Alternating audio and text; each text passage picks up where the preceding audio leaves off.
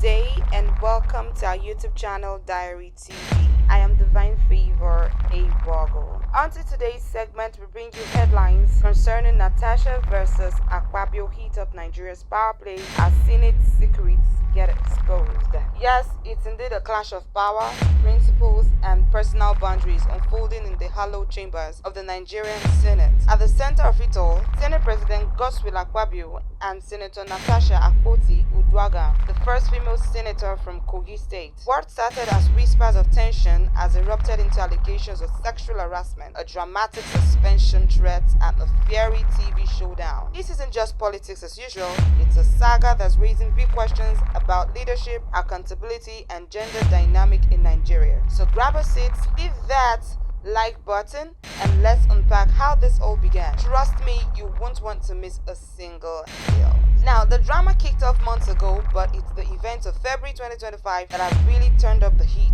The Senate plenary section, a routine day of lawmaking, or so it seemed, but beneath the surface, a storm was brewing between Akpabio, the man steering the Senate ship, and Natasha, a bold voice for Kogi Central. What sparked their fire? It's a tale of unwanted advances, rejected motions, and a seating arrangement that became the match to light. Now let's rewind to where it all started. How the scandal began. To understand this mess, we need to go back to December 8, 2023. It was the day before both Akpabio and Natasha's birthday. Ironic, right? A group of senators, including Natasha and her husband, visited Akpabio home in Akwa Ibom for a birthday celebration, of course.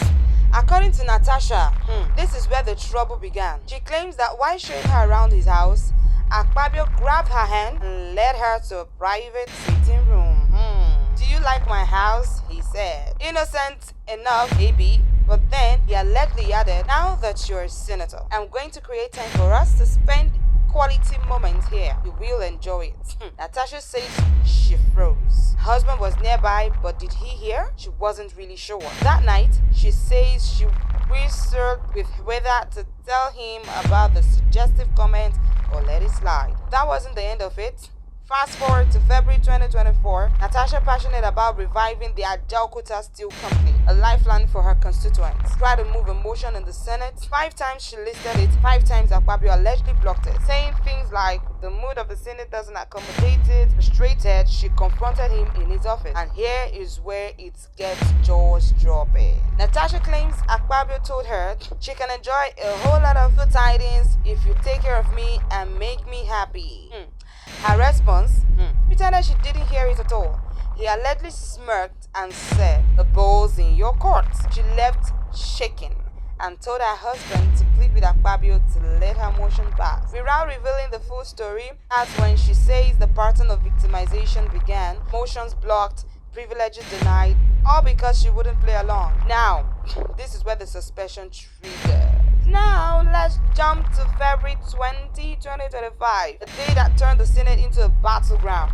It started with something seemingly small, a settling reshuffle. 2 opposition senators had defected to the ruling party, and Akpabio decided to rearrange the chamber to close the gaps. Natasha's seat got moved from the back to an even less visible corner, out of the camera's eye. For a senator, sitting isn't just about comfort. It's about visibility, influence, and the chance to speak. Natasha saw this as a deliberate attempt to silence her, so she fought back. During the plenary, Chief Whip Mohammed Monguno raised the sitting issue. Natasha interrupted, demanding to know why her seat was changed without her consent. Why am I being sidelined? She shouted. Akpabio wasn't having it.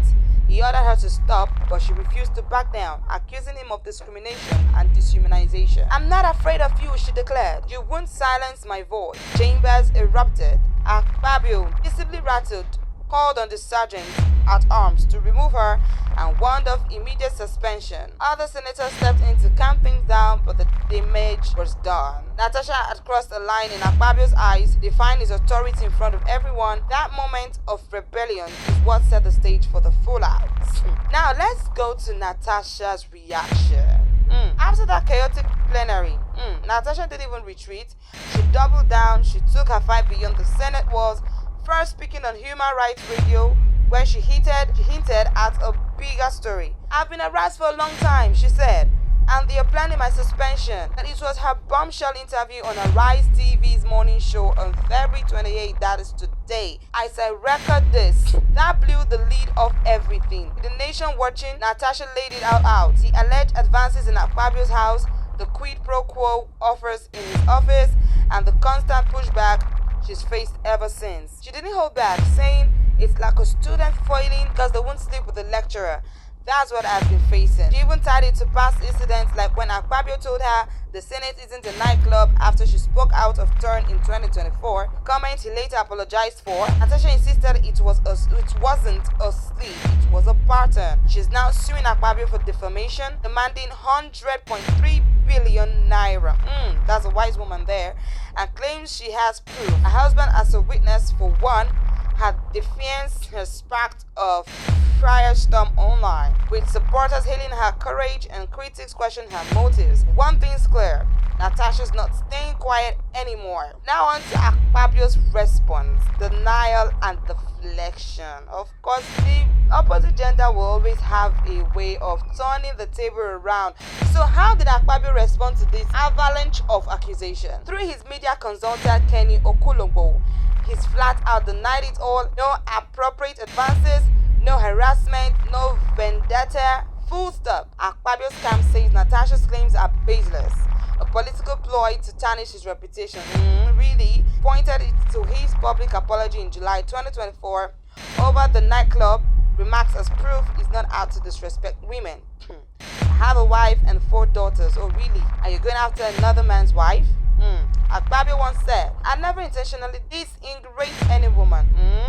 He seems spinning it was a misunderstanding blown out of proportion by Natasha's political enemies, and maybe his own. But here's the kicker. Akpabio hasn't addressed the specific allegations head on yet. No comment on that house tour or the office meetings. Instead, he's leaned on his authority, letting the Senate refer Natasha's outbursts to the Ethics Committee for review.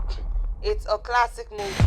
Deny, deflect, and let the system handle it. Whether that's all quiet the storm or fan the flames, we will see. Now on to Natasha's Arise TV, unbowed and unbroken. Today on Arise TV, Natasha didn't just drop the allegation. She fired back with conviction. I am speaking my truth, she said, hiring Akpabio to counter her. Detailed every encounter from the hand-holding in Akpabio to the take care of me line, systemic issue. This isn't just about me, she argued. It's about what women face in Nigerian politics. She's unapologetic about her Senate outbursts too. And Akpabio shouldn't let her speak under. Then, instead of threatening suspension, failed to lead, she charged. Natasha's response has lit up social media. Fans call her a warrior. Detractors say she's playing the victim card. But she's not backing off. With a lawsuit in play and evidence promised, she's betting it. All on a story holding up. And that's, folks, brings us to where we are now. A political showdown with no end in sight. Now on to closing thoughts today. So where does this really leave us? Like, I really want to ask this question. Because a Senate in turmoil, a nation divided, and 2 figures locked in a high-stake battle. Like, is Natasha a trailblazer exposing abuse of power? Or is it this calculated move in a political chase game? Is Akpabio a victim of slander or a leader with skeletons in his closet? Only time and maybe that ethics course committee will tell. For now, these scandals got us all hooked. What do you think? Drop your thoughts in the comments and don't forget to subscribe for more updates on this wild ride. And this brings us to the end. To remain Diary TV.